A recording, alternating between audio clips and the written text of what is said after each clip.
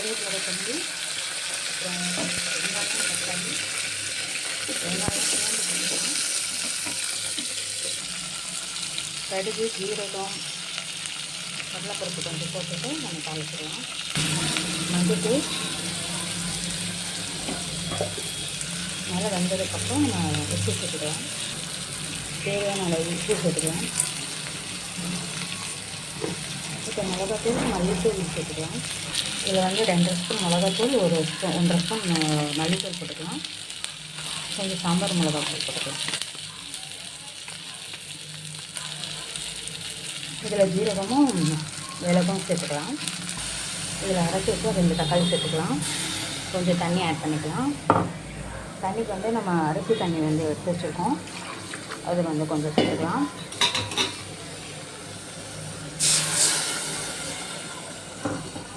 இதில் கரைச்சி வச்ச பொடியை இந்த குழம்புல போய் சேர்த்துக்கலாம்.